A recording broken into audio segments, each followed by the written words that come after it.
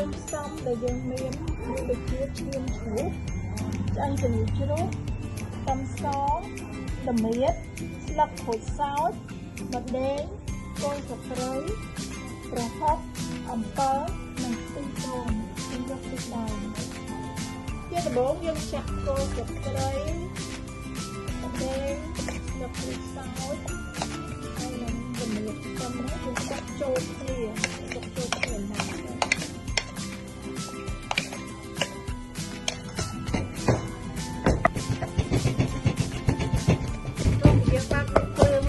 បុកគ្រឿងនេះមកហើយយកបន្តបន្តិចយើងយកម្ទេសឆ្អើរដែលយើងកិនហើយហ្នឹងណាចាម្ទេសឆ្អើរកិនហើយហ្នឹងយើងដាក់ចូលទៅស្លឹកក្រៀមបានទៅតែបើអ្នកទាំងអស់គ្នាចូលចិត្តណាហើយើងអាចថែមមកស្ទីទៀតឬក៏ពីស្ទីអីទៅតាមតែចំណង់ចំណូលចិត្តអ្នកទាំងអស់គ្នាដែលចូលចិត្តផលទេ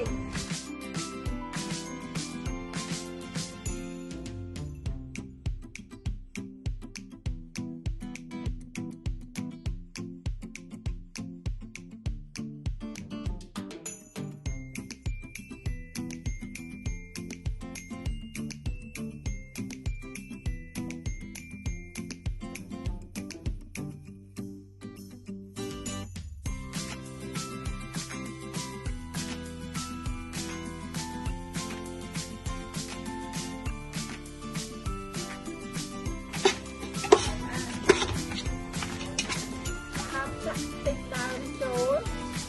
ចូលរំងាស់វា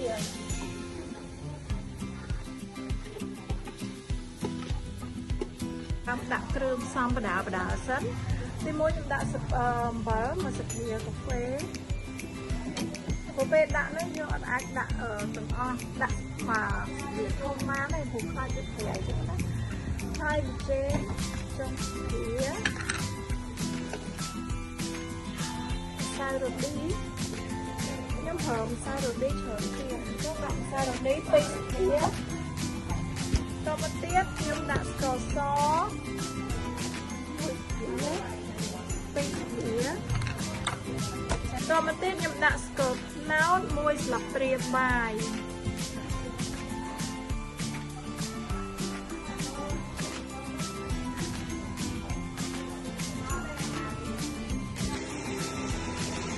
បន្តមកទៀតយើងចាប់ផ្ដើមចាក់ឈាមជ្រូកដែលយើងហាន់ហើយ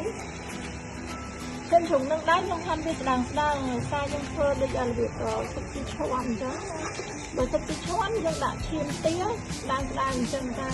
ដោយសារយើងស្លបែបរបៀបបែបខ្មែរយើងហាន់សាច់ជ្រូកឈាមជ្រូកហ្នឹងគឺហាន់វារបៀបស្ដើងបានហើយ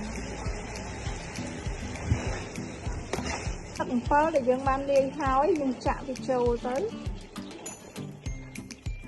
ចាយើងចាក់វាចូលបង្ងាស់វាទុកនៅកន្លែងហ្នឹងទៀតយើងចាក់ទឹកថែមយើងចាក់ទឹកថែមនេះទៅហើយបង្ងាស់វាទៅចោល